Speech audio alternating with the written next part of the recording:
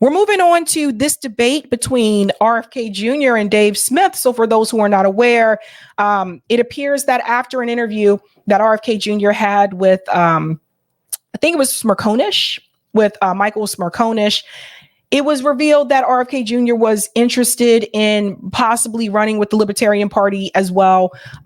Particularly, I think, because the Libertarian Party has ballot access in over 50 states, right? So that's a big plus. If you're independent, it's hard to get on the ballot in some of these states if you're not a part of a party. So apparently, comic Dave Smith, he saw that and he actually tweeted that he will do everything that he can to make sure that RFK Jr. does not run in the Libertarian Party, and mainly based on the anti-war position of the Libertarian Party. And he's also pretty critical about RFK Jr.'s position in reference to Israel and Gaza. So they actually did have a debate, and I want to show you two clips from that debate. The first one here, shout out to Liam for posting this clip.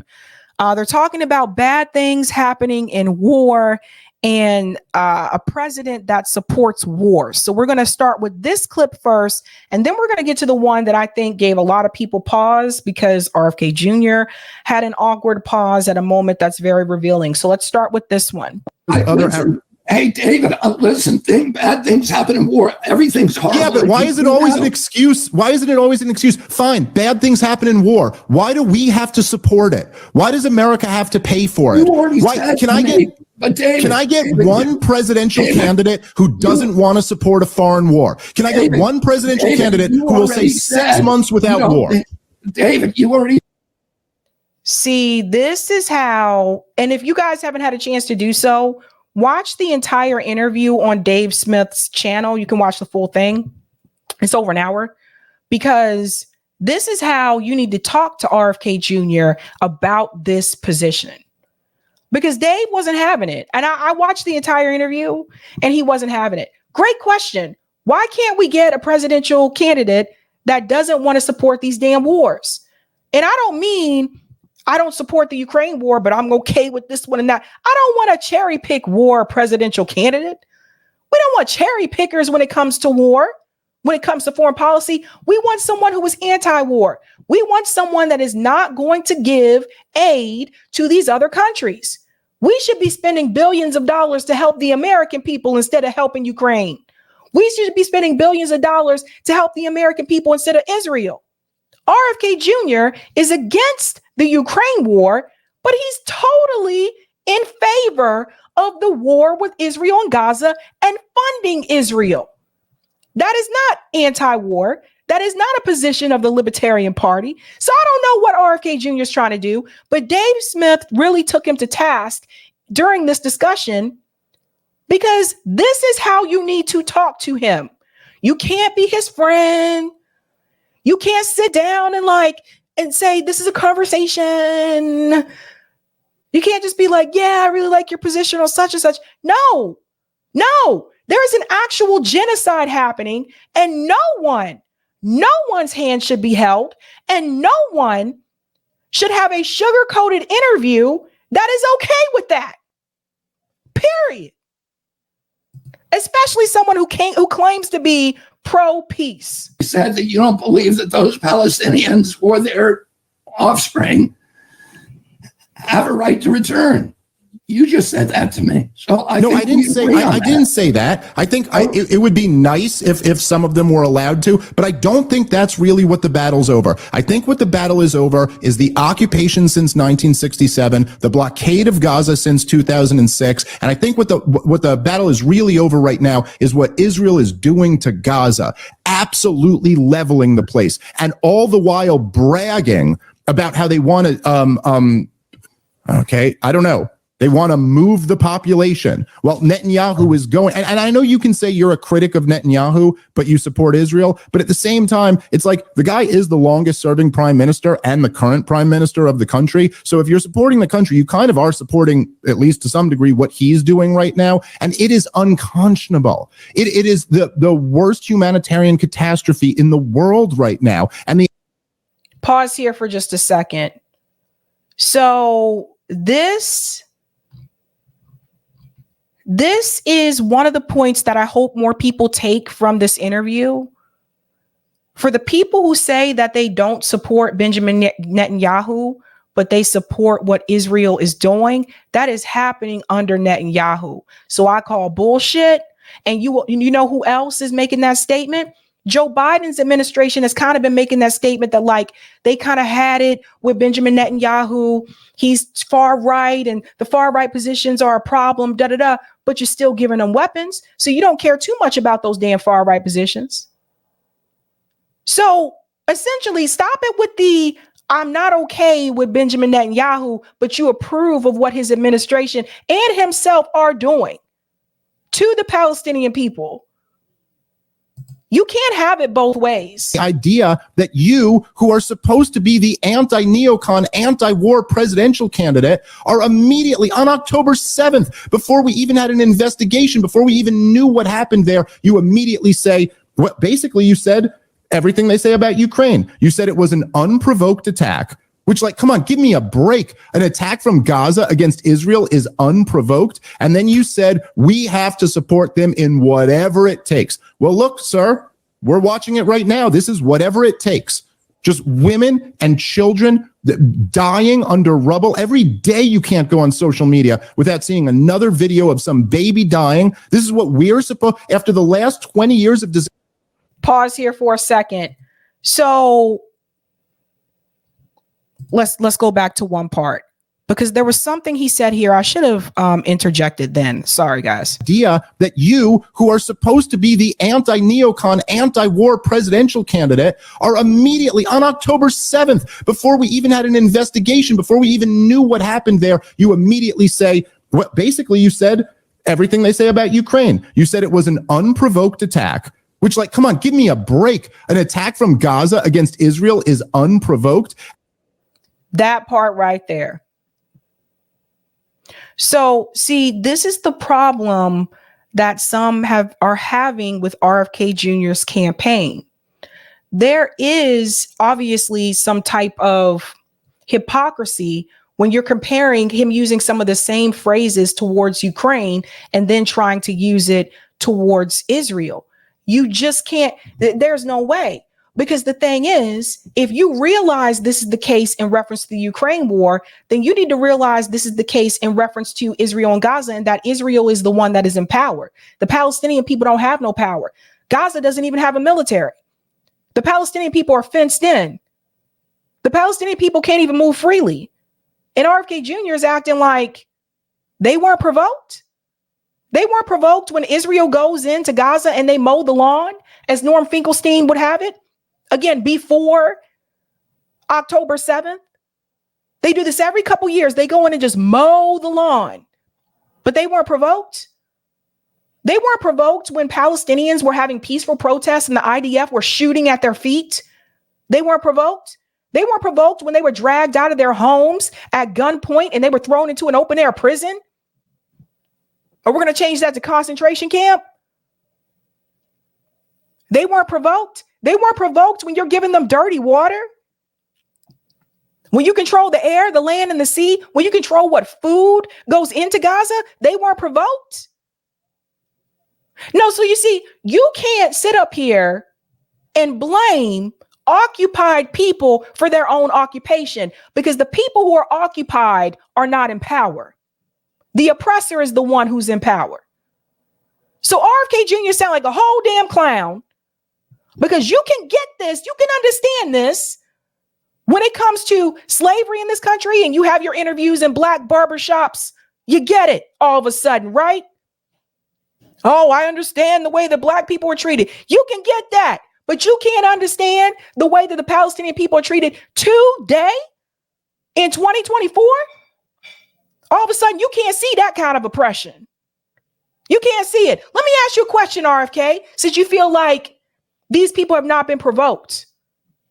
When the riots happened in this country after Dr. King died, when riots happened during the civil rights movement, you think black people just woke up one day and said, I'm just going to burn things down? Or do you think they were fucking provoked by the people in power? Now, he can probably understand that. That's okay for his campaign. He probably won't get too much pushback against the Israel lobby for that shit. But the reality is this. You can see this for one group, but you can't see it for another. I call bullshit. Let's go on. And then you said, we have to support them in whatever it takes. Well, look, sir, we're watching it right now. This is whatever it takes. Just women and children dying under rubble. Every day you can't go on social media without seeing another video of some baby dying. This is what we're supposed, after the last 20 years of disastrous wars, we got to support the next one. I mean, sir, this is like a biblical level of evil. And why? Why should we as Americans have to fund this? Why should we have to give them a blank check? I'm sorry, it's been long enough. A lot of different issues, and can I now respond? Sure, yeah. You know, and that's one of the big things, right? So that's just one clip. That's one of the big things. Why are we funding it?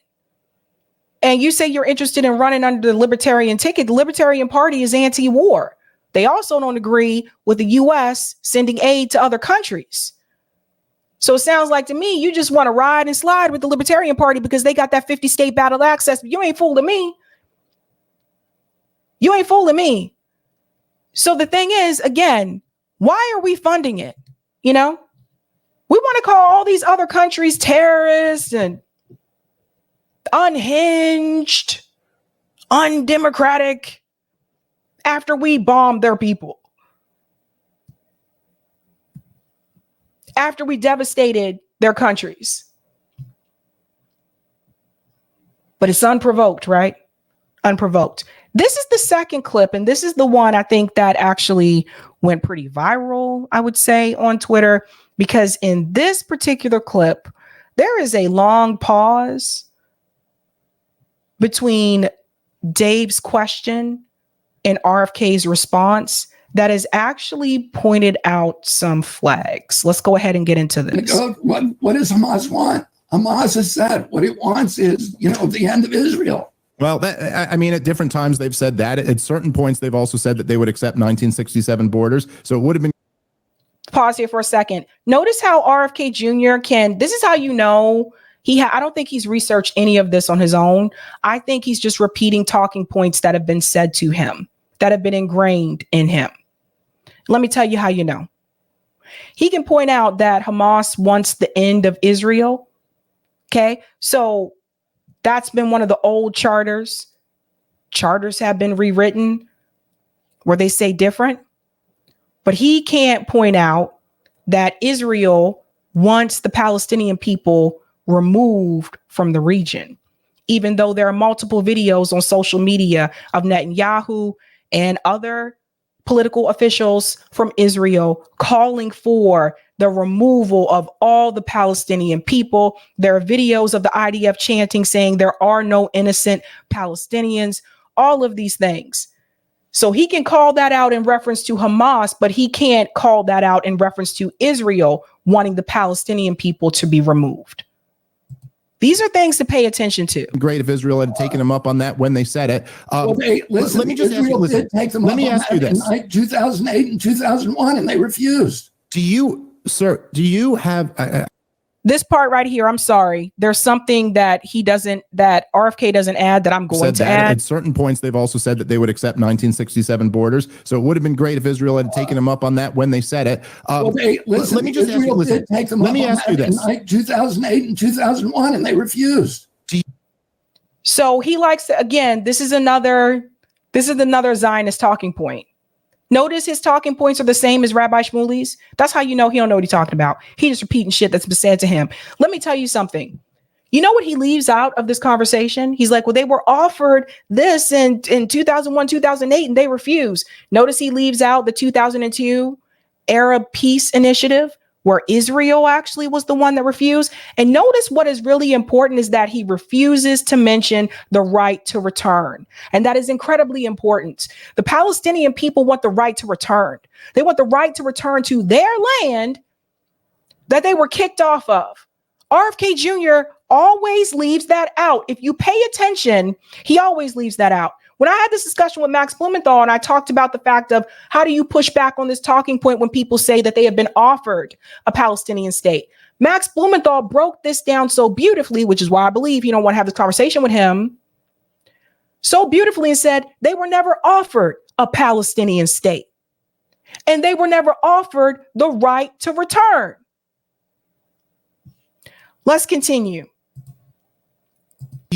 Sir, do you have, I don't agree with that, but okay. Do you have concerns about the level of Israeli influence in our politics here in the United States of America?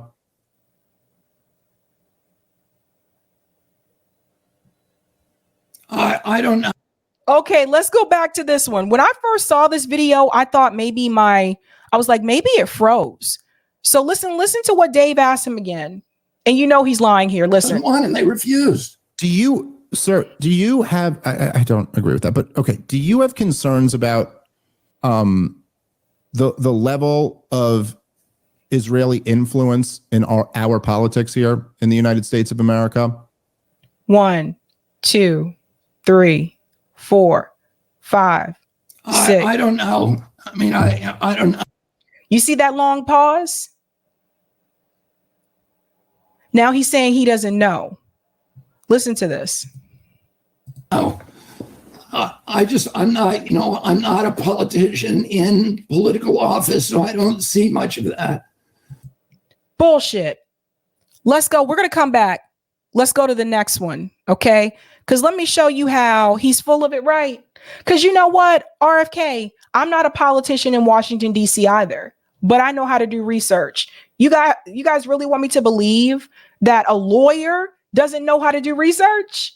You come from a political family and you really want me to believe that you don't know anything about Israel's influence in electoral politics in our country?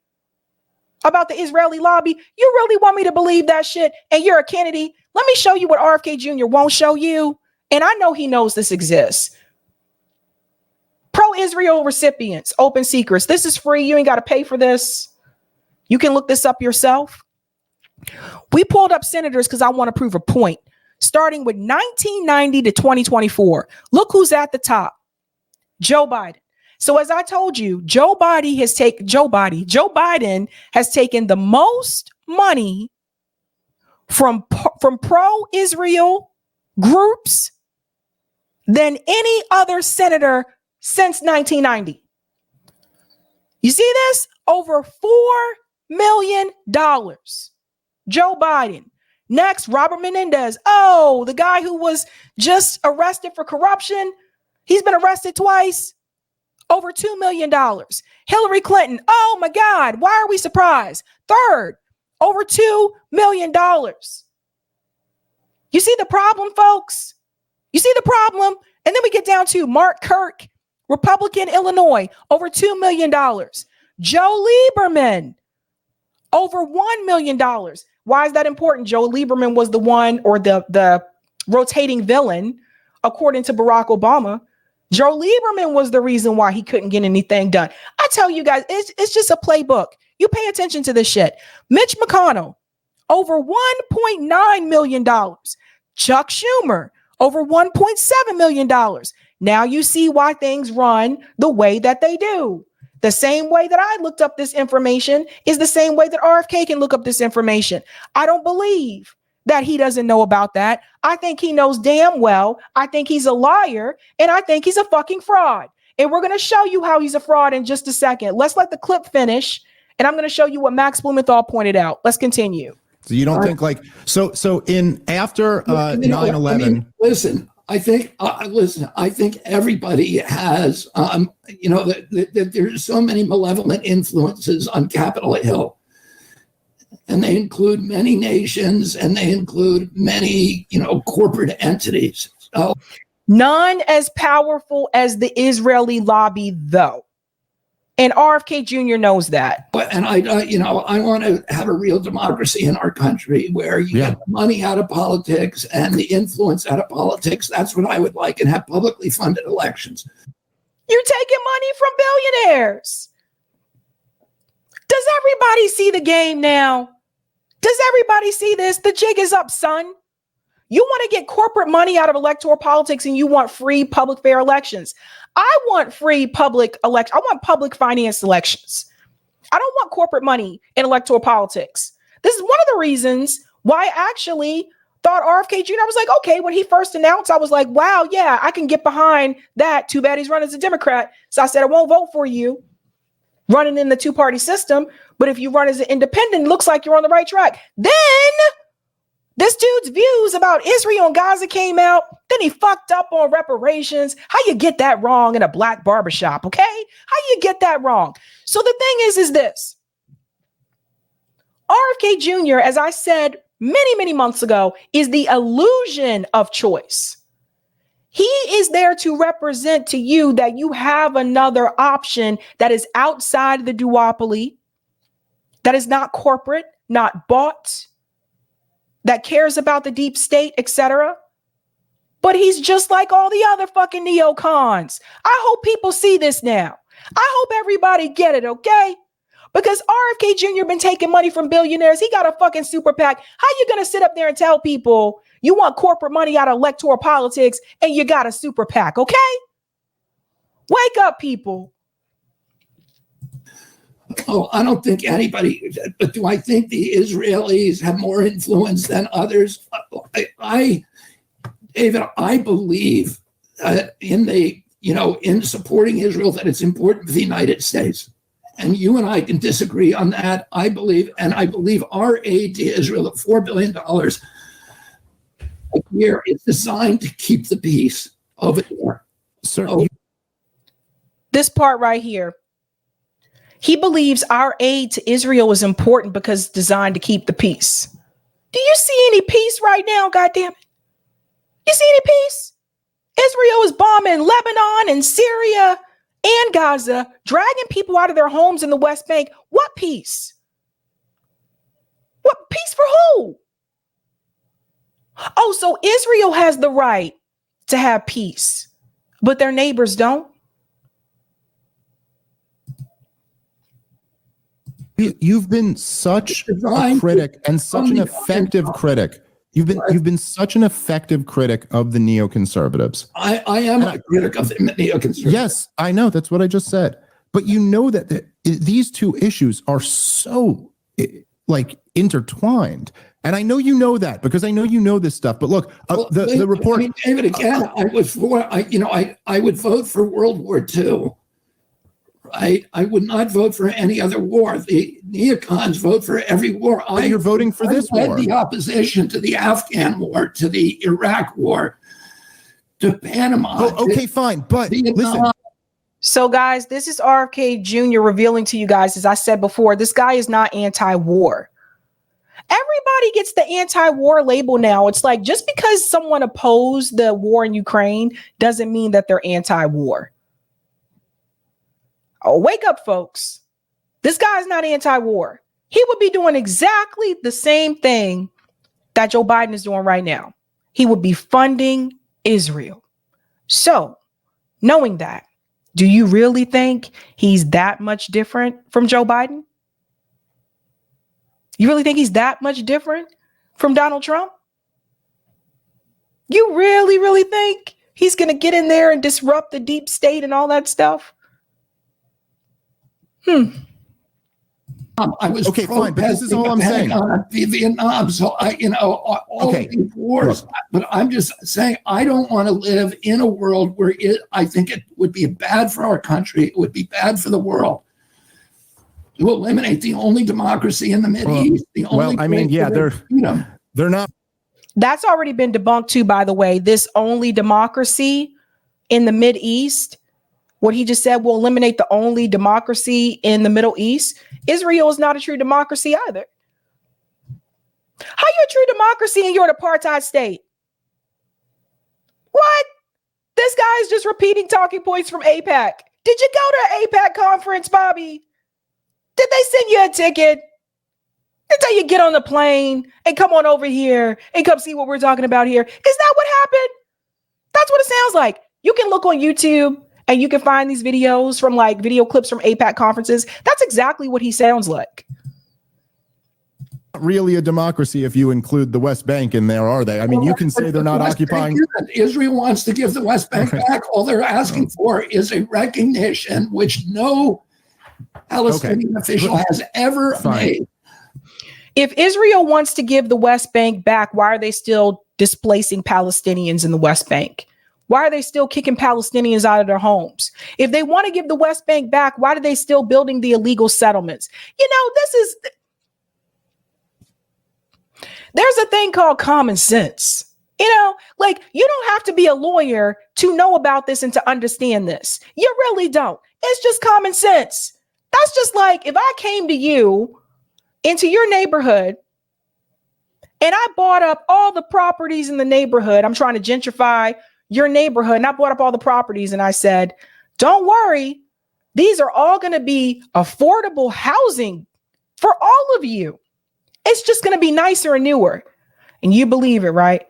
And we come and we take you out of your homes because we need that space now to build the so-called affordable housing. But instead of building affordable housing, we decide to build luxury condos. This happens all across the country. It's been happening here in Boston for quite some time, right? Now, you've already been displaced. Now, I let all the professionals come in, the lawyers, the doctors, the tech bros. They come in and they rent what was supposed to be affordable housing, but is luxury condos. They actually rent those properties and they live in the neighborhood now. But I get on the news and I tell you, yes, I was one of the developers, but I want to give the area back to the people who live there before it was gentrified. That was always the plan, to give the area back. How likely is it that all of the professionals who live in that area, and I'm going to take the loss of the money that is coming in, you really think the developers and the political leaders in the local politics, you really believe that they're going to come in and tell those people that they got to move so you can give this area back to the people who lived here first? That's bullshit. And I use that as an example because that example has been used right here in Massachusetts more than once. We will remove you right now, put you in this area. We're going to build new apartment buildings, but don't worry, they're going to be affordable, and then we'll bring you back in. And they don't bring the people back in. So get out of here. Fine. Recognition that Israel has a right to exist as a Jewish state. That's all they wanted. Okay. Well, you add in a Jewish state. Yasser Arafat recognized the right to exist under 1967. Not as a Jewish state. Oh, now it has to be said as a Jewish state too. Okay, fine. Okay, fine. Okay. Why does it have to be a Jewish state? Can we all start asking this question? Because I don't know about you, particularly though in this country, we have separation of church and state. We're supposed to have separation of church and state, right? That is something I've always agreed with, because I don't think that any state should have laws that are like religious laws. I don't agree with that. I don't think that anyone should have to adopt any sort of religion in order to live in that state. I understand separation of church and state. I don't believe that church belongs in schools. I don't believe that church belongs in other things outside of the religious communities like the church, etc.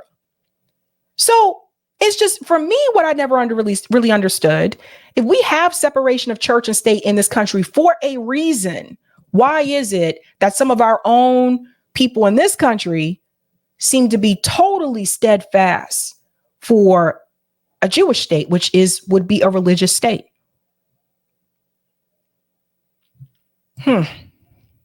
Okay.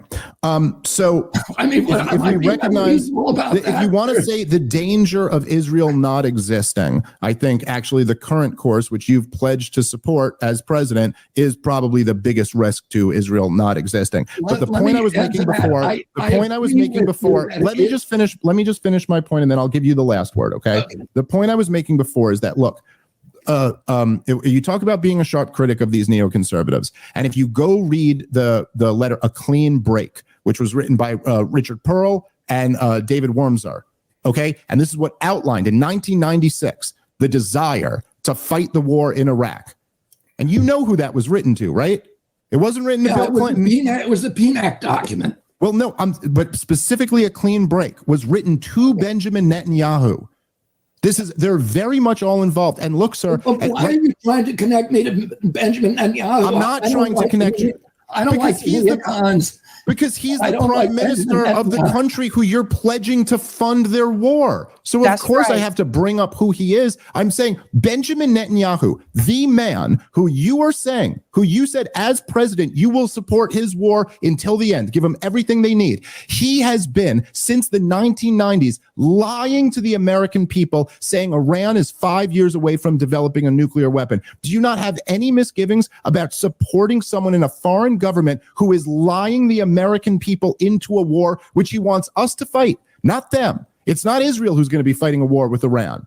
It's the young men in our country. Okay, yeah, and that shit's going to be really dangerous. It would be really, really dangerous. Hey, let me just, before we end, let me clarify a couple things. One is, I don't like Benjamin Netanyahu. I don't like the neocons. I don't want to be lumped in with them. There's 80% of the Israeli public is now against Netanyahu.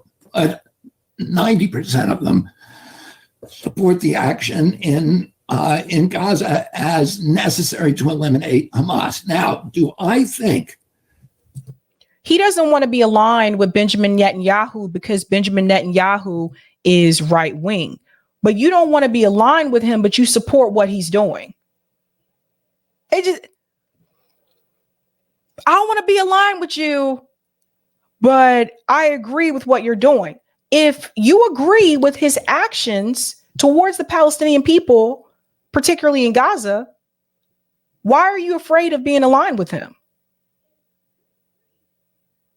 Think about that, ladies and gentlemen, because if you agree with his actions towards the Palestinian people, why are you afraid of being aligned with him? If you agree that Israel is not an apartheid state, which you say it's not, RFK Jr., why are you afraid of being aligned with Benjamin Netanyahu? Because you know that Benjamin Netanyahu has said some racist shit. That's why. That's why you don't want to be aligned with him. You've seen those videos. You've heard the things that he said about Palestinian people. You've heard the things that he said about ethnically cleansing the land. You've seen the videos from the 70s going all the way back when he said he did not want Palestinians to have their own goddamn state. So you expose yourself, RFK.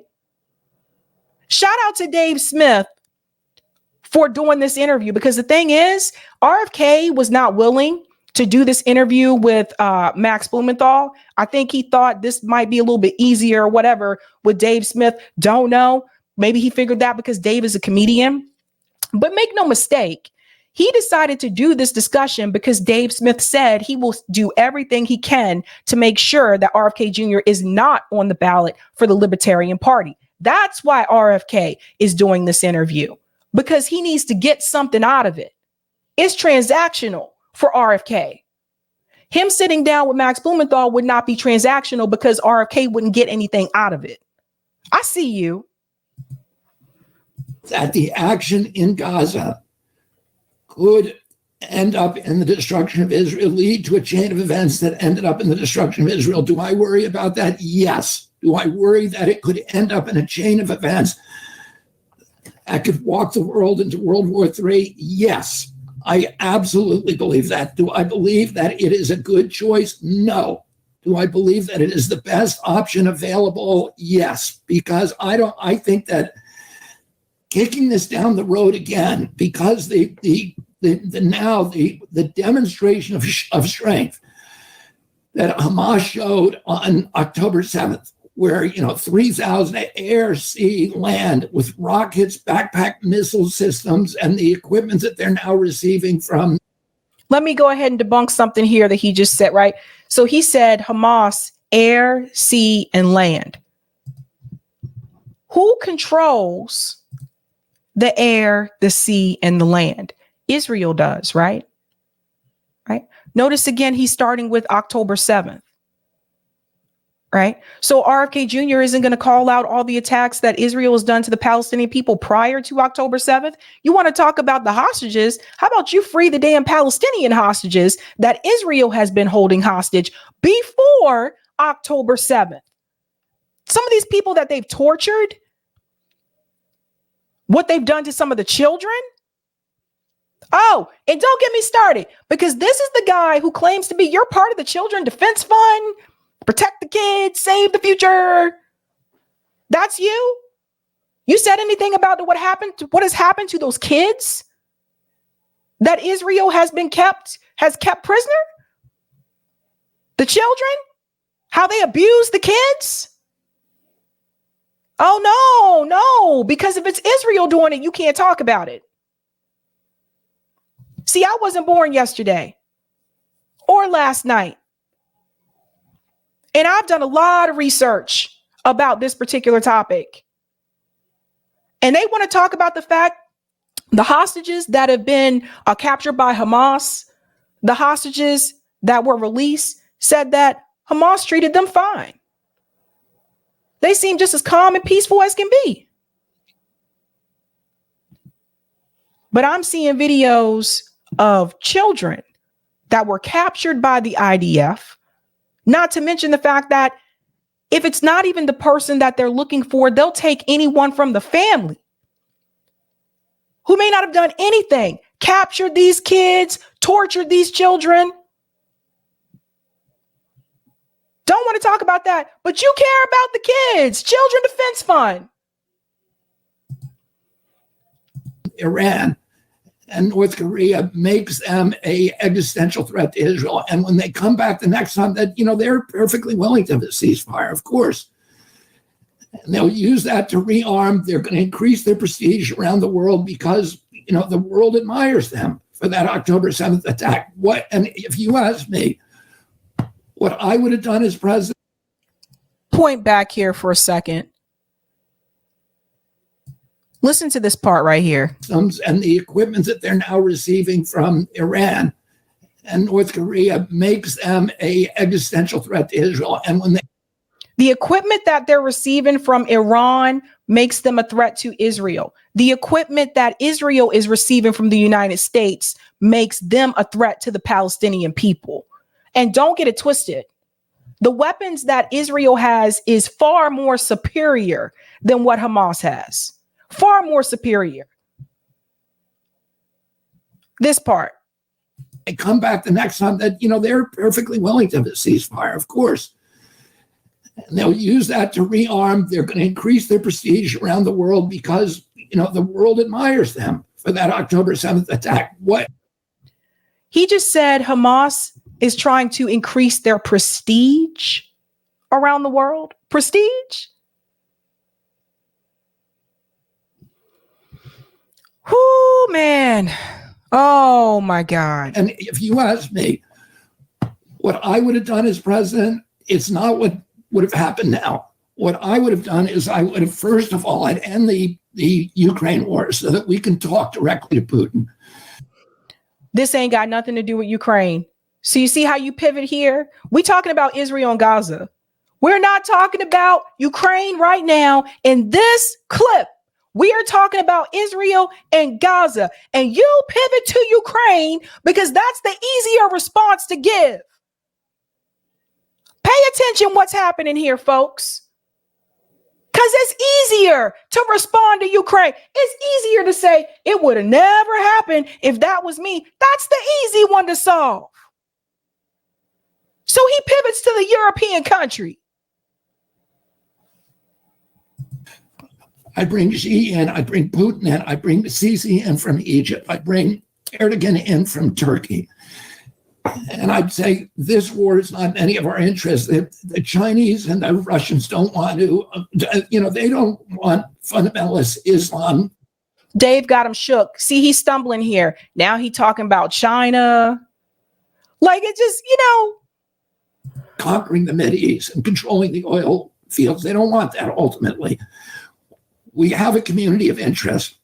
If the Security Council the day after October 7th, on October 8th, had condemned Hamas and had demanded the prosecution of their leadership for war crimes, and if we then had pressured Qatar to arrest Ismail Haniyeh and Erdogan to arrest the leaders that are hiding in Ankara, and brought them up to the world court, then I think we'd be in a different world. What we did in... Who is at the world court, RFK? Okay. Who did the ICJ condemn? They condemned Israel's actions. And make no damn mistake. Under international law, occupied people have a right to resist. Now, you're supposed to be a lawyer. You can't look that up. Under the occupation, the Palestinian people, under the conditions that they are living in Gaza, according to international law, they have a right to resist. So you talking about bringing Hamas to the world court? Israel was in the damn court. And the ICJ said they have to do everything that they can to prevent genocide of the Palestinian people. They said the evidence was clear. And how embarrassing that they were brought to the ICJ by South Africa, who damn well knows what apartheid is. So why are we pivoting to all these other people, folks? Why are we making all these different conditions? You know damn well Israel was wrong. You know damn well the ICJ called their ass out. So how is it everybody else is wrong except for Israel? It sounds like a cult. You know, it's just, I don't know. I'm getting cult-like vibes. This is how I'm feeling right now. Don't say anything bad about Israel or else that's anti-Semitic. Palestinians are Semites too, damn it. Look up the definition of Semites. Palestinians are Semites too. Feels like a cult. That is, we isolated Israel and we left them alone to solve the problem. And the only option they have, Dave, for solving this problem is very limited military option. And it would be my job as president to make sure this never happened. Make sure that they had other options rather than military. But we don't have anybody in the White House today who understands even how to begin that process. They're still living in... You don't understand how to begin the process either, because you don't even know what you're talking about. A bipolar world where, the America is superpower. Everybody's got to do what we say. And they will not go and reach out to other leaders and say, let's convene and solve this problem together in ways where we can find common ground with each other. And I think that is necessary now. And that, it is tragic where we are, but I don't. And the reason I posted that post on October 7th, because I knew what was going to happen. I knew the world was going to turn against Israel. Oh, he knew the world was going to turn against Israel. I posted that post, give Israel everything, that the post where he said, give Israel everything that it needs. He's telling you the reason why he posted that is because he knew the world would turn against Israel. Why would the world do that, RFK, if they did nothing wrong?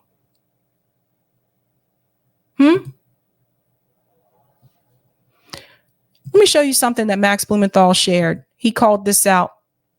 Remember when he paused, when RFK paused in reference to the funding? Max Blumenthal said, this is extremely revealing. At 20 seconds, RFK freezes when asked about Israel influence in the U.S. But last week, RFK headlined a private fundraising event at Shmuley Botek's place with the wife of late Zionist billionaire and BB sponsor Sheldon Adelson. And there it is. And I think we talked about this when Max came onto my show last time. Yeah. So the event was called The World Values Network Presents. And it goes on to say, choosing life amid the loss of a parent, spouse, and child. Keynote speakers are Ricarda Luke, RFK Jr., Marian Adelson, and of course, Rabbi Shmuley. And so you can see here's the tickets for the events, $50 general admission, $100 VIP seating, etc., $1,000. You guys know how this goes. It goes up. And that was in NYC, Midtown Manhattan, Monday, January 29th at 6 p.m. So this is what's cool about Max, because he was referring to that clip there that we played earlier, where there's Indy says, that's dildo slinger schmooly to you, Max. That we played earlier. That's what he was referring to when he paused, when Dave Smith was asking him about the funding. So I've never met Dave Smith. I've never interviewed Dave Smith. It'd be cool to have him on, but I think he already did what he wanted to do, which was this interview. But I gotta hand it to Dave for honestly, like, just tearing RFK apart. Go watch the entire interview, guys. It's on Dave Smith's YouTube channel. It should be the most recent video posted. Go watch the entire thing. It's over an hour long. Now, I want to show you something that's interesting, because I mentioned Dave and Max Blumenthal. Neo-libertarians pointed out something. For petty people like me who pay attention, it's funny RFK Jr. reached out to Dave as soon as he saw Dave tweet something critical of his Israel position to invite himself on his show. Dave has 142,000 subscribers on YouTube, which is less than half of the Gray Zone's 341,000. So you can see this here. So yeah, Dave Smith has 142,000. And the Gray Zone has 341,000. And so again, what that says to me is that for RFK Jr., I think that this was transactional, because he doesn't want Dave to prevent him, or Dave's words to prevent him from running as part of the Libertarian ticket if need be. Because like I said, they do have ballot access in all 50 states. But that's very telling. And that also tells you that it's not about necessarily going on to the biggest platform for RFK Jr.